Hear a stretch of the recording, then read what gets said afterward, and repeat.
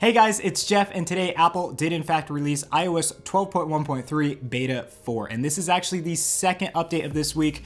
This is very confusing. Now we're getting into a lot of bug fixes and performance improvements with Beta 4 that we were supposed to be seeing in Beta 3, but we'll get into that a little bit later. Let's just move on with Beta 4 and see what's new.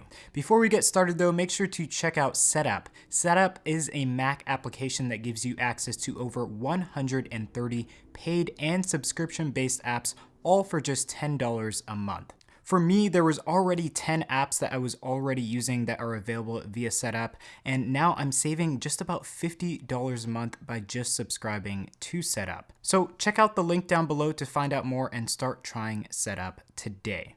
Okay guys, so after like 30 minutes of going throughout this beta, I wanted to make sure that everything was covered. I didn't find any new features. I didn't find any major bug fixes, at least for me personally. We'll get into that a little bit later. And then I didn't see any performance improvement. Basically the speed tests with Geekbench and some other benchmarking apps were almost identical to Beta 3. So you might be asking, why are we seeing another Beta 4 this week? So let's just jump right into that. We are actually seeing another beta because a lot of users were experiencing issues running Beta 3. Basically, users were experiencing that LTE issue that we've been hearing about from Beta 1 to now Beta 4. So a lot of users, we have to kind of like back up a little. A lot of users in Beta 1 were experiencing issues from iOS 12.1.2. Now in iOS 12.1.3 Beta 1, the issues of LTE were supposed to be resolved, but unfortunately for some users that wasn't the case. So Apple released Beta 2, and actually that version did introduce new issues, especially for myself. So I experienced Wi-Fi connectivity, Bluetooth connectivity issues basically all the time. Bluetooth would randomly shut off, and so would Wi-Fi. And this is my personal experience. A lot of other users were experiencing these issues, but basically it was through Beta 1 through Beta 3. It wasn't always very consistent. Now, when I updated to Beta 3, my issues were resolved. I didn't have any of these connectivity issues, and everything seemed to be fine. Battery performance had been pretty great, pretty well. I mean, I can't really complain, and performance has been good as always with iOS 12. Now, a lot of people were posting on Reddit basically that they were experiencing LTE issues after upgrading to Beta 3. So now we are experiencing this kind of new pool of people experiencing new issues that I personally haven't been experiencing. So as you can see, the beta process is different for everyone. These people may have different devices. They may have different, use cases.